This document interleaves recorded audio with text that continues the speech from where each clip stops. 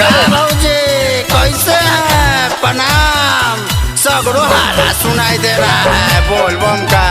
अरे का बतावे देवर जी, जब से सावन चढ़ा है ना अजबे लीला हो रहा है। लीला? अरे तोरी अरे का है लीला?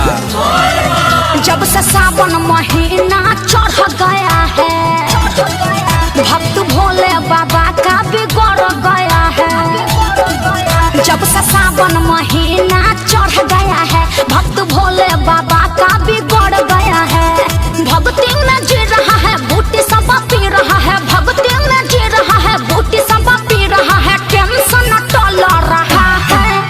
अरे और सुनिएगा दिमाग फेल हो जाएगा। अरे बताइए ना भौजी और का चल रहा है? सावन में गांजा चल रहा है, चिलम से धुआं निकल रहा है। सावन में गांजा चल रहा है, चिलम से धुआं निकल रहा है।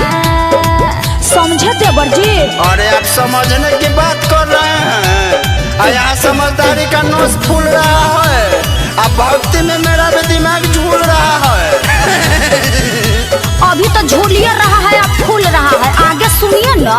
हाँ तो सुनाइए ना भौजी। चारों ओरिया बादल है छाया, लग रहा है गुड्डा जी। पानी झम झम बरस रहा है, सबका हैप्पी है मोडा जी। सबका हैप्पी है मोडा जी। चारों ओरिया बादल है छाया, लग रहा है गुड्डा जी। पानी झम झम बरस रहा है, सबका हैप्पी है मोडा जी। सुइया पहाड़ देखो चढ़ रहे हैं, सुइया पहाड़ देखो चढ़ रहे हैं, कमी ना कुछ खल रहा है। चलना तो चलिए ना, तो यही गाजा मलिए। और का चल रहा है जल्दी बताइए ना। हाँ तो सुनिए, सावन में गाजा चल रहा है, चिलम से धुआं निकल रहा है। सावन में गाजा चल रहा है, चिलम से धुआं निकल रहा है। आप सही कर रहे हैं भौजी, तो हम लोग का है पीछे रहे।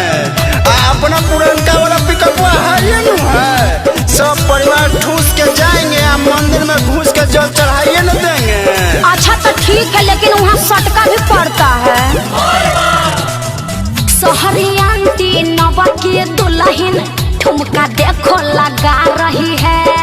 अंतरा सिंह प्रियंका का गाना जम के वो बजा रही है, तो हम गर्दा उड़ा के नाचेंगे। शहरी आंटी नवा के दुल्हन ठुमका देखो लगा रही है।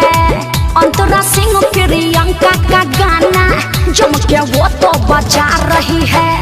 और जो न शर्मा बोलबम चिल्लाए, परमेश्वर महतो बोलबम चिल्लाए, कहे जिंदगी बदल रहा है। अरे अब तो समझ गए ना। अरे सब ऊपर से निकल जा रहा है भौजी। सावन में गांजा चल रहा है, चिलम से धुआं निकल रहा है। सावन में गांजा चल रहा है, चिलम से धुआं निकल रहा है। अरे अपना तो मजा ही मजा है। हमारा पास गांजा ही गांजा है।